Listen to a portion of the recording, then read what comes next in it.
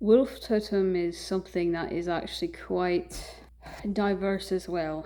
In essence, it is a fierce protector, but it is fierce with heart, if that makes any sense. It's got balance. It knows when to be fierce and when to show compassion. It is a hunter, so it will go out there and literally, wolf totem is said to hunt down and kill and eat the evil things so that they do not reproduce and they do not breed more evil things. Now, technically, just because you're evil doesn't mean you're going to produce an evil offspring. I'm living proof of that. My entire family is evil. I'm not. I'm as far away from them as possible. But the idea isn't literal necessarily. The idea is that the wolf totem is hunting these evils so that they don't spread more evil along the land, if that makes any sense. Evil can be infectious to a certain degree. So much like the owl totem, they're chasing it away, they're tracking it down, they're killing it, and they consume it. So there is an old saying that what the wolf consumes will never be born again. But that's really only if it's evil. Wolves also are a bringer of mercy. Wolves are a bringer of mercy to things that are of pure intent. An animal that is immensely suffering out in the forest, whether it be wounded, whether it be old and starving, whether it be sick, the wolf will prosper off of the meal, but it will also kill it as quickly and painlessly as possible so that it prevents it from further suffer. So it can be a bringer of mercy and bringing into even rebirth into that creature's next life. Or it can be a fierce protector that hunts you down, kills you, and prevents you from ever living again. As far as a old tale goes, I don't know how much of that is true. Whether or not, something evil, get eaten by a wolf, does it ever live again? I can't tell you that for sure. Wolf is a creature of the north. The winds of the north, the ice of the north, the snow of the north, the storms of the north. It's getting dusk, so I'm going to have to turn on the light real quick. The wisdom of the north. Wolves can look into your eyes and sense whether or not there's deception there, much like owl, but not nearly as visionary. They can look into somebody's eyes and see what their intent is. A wolf will know if someone is lying.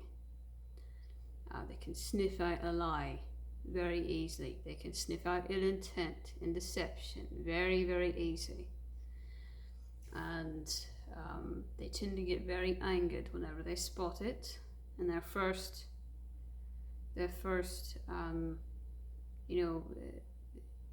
I guess what you would say that their first instinct is to basically go after it and bring forth justice. It doesn't matter whether that someone or something has already created a problem or whether they will in the future. A wolf does not trust easy, and if he sees any at all deception in your eyes, he immediately will be basically, bringing you his wrath. Wolves do not have any patience, and deservingly so. They don't have any patience for people, for anyone, for anything that has ill intent in their heart. That's their job. That is their job, to create balance through this hunting of the ones of ill intent. Without totems like wolf, way too much ill intent would just basically it would spread unchecked, unbalanced. So they're trying to balance out, so there's not way too much ill intent. They're trying to balance out, and it's in that sense, you can really you start seeing some similarities to wolf and owl, but they're definitely very different from one another. Again, wolf is a very fierce totem, but it is fierce with heart, meaning that if you have proven yourself to be truly of pure heart, the wolf will accept you unconditionally and show you nothing but compassion, no questions asked. So, yes, they are very fierce, but if you can actually prove your innocence to the wolf, then he befriends you basically instantly. And that is where the part of family comes along. That is where the people say family, but I don't like that word because my family was evil, very evil and abusive, very abusive. I like to put it this way: a wolf has the ability to make sudden, abrupt, and long-lasting emotional bonds, whether that be friends, whether that be family, or whether it be, a partnership, like a courtship, like a mate or something. Either way, it is a strong, emotional, heartfelt bond that is out of pure love and pure compassion, true compassion. Wolf also is a totem of strength. Best put, you're not immortal, but you survive things when others perish. You thrive. So that is, the other half of wolf totem is its strength. That's wolf totem's got a lot of little things here and there that, if I were to mention them all, I don't even know if I could. But there's a lot of other little things here and there that I haven't mentioned, that I don't have time to mention, unfortunately. Because it's interesting. The colour of the wolf, and that's got meaning, just like everything else, that's got meaning. But it's interesting because it doesn't necessarily have to be a different subspecies, to get these different colours. It could be the same exact species, and a lot of species are not like that. A lot of species, you only see them in one colour, but wolves can show up in a lot of different colours, and the colour really does add the different meaning to it. A black wolf would be a wolf of the West, of the what we call the visionary wolf, the night wolf. Really all wolves are creatures of the night, but every totemic meaning that goes along with any creature that is got black, that is just like a solid black, that has a lot of connections to the direction of the West, and what that means. And if I don't have time to mention it here, but if you don't know what that means, you can look up what that means. But it goes into basically the mind, the body, and the soul kind of mending together and becoming whole and becoming one. It brings a lot of wisdom, and it brings a lot, like I said, visionary, but it's also that energy, that like a light and dark energy, like I said in many videos. It's not good or bad, it's just day, night, and it just only amplifies that energy of darkness. Now if it's a wolf that's really, it's got a little bit of black on it, it might look black from a distance, but it's got like amber, dark brown underfur. That's not a vision wolf. That might actually have some light energy in it, because any browns, yellows, reds, are gonna bring forth probably some light energy. Wolves, I say most of them probably are more so mostly dark, maybe a little bit of light, or all dark energy. But if there are certain wolves that I would say could potentially be 50-50. And a lot of that has to do with what colour they are, but not always.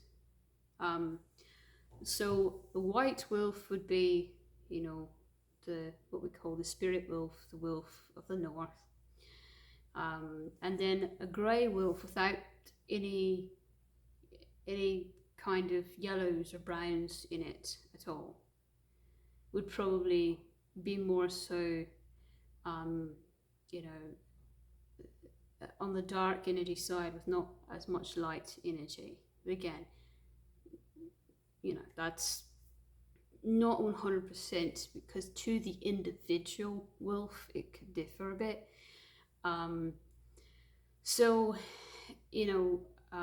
There's also what we call a phase wolf that is born black but then phases into grey, like a light grey, and sometimes even phases into like this bluish hueish blue color.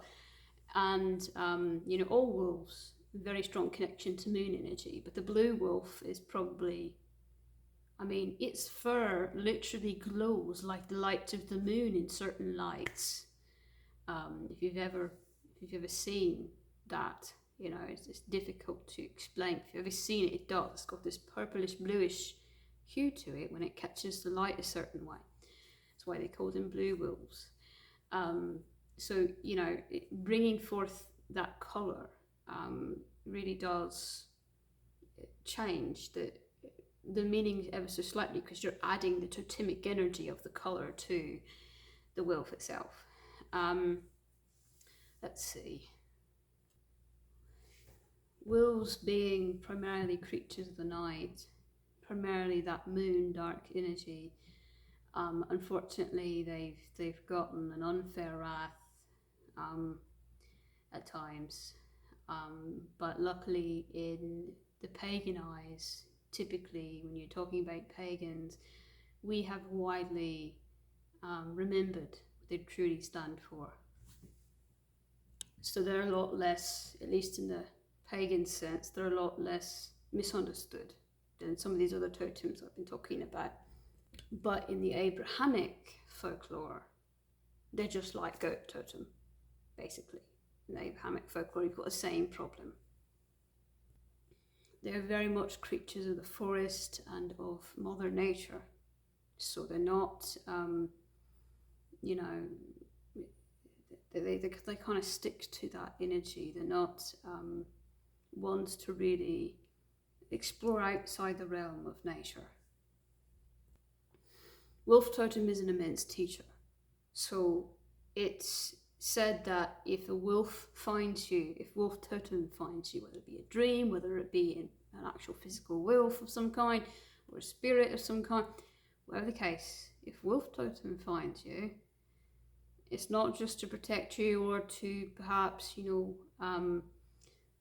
remind you of your own strength or something. It's also to literally teach you something. Something usually quite profound is what you're going to learn from Wolf Totem. The things that they teach are very profound. Usually involves, lessons on, okay, what is the path you're meant to follow? What is your purpose in life? Really deep lessons that the wolf teaches. But you have to be of pure intent, or he ain't gonna teach you nothing. He's just going to rip you to shreds. So keep that in mind.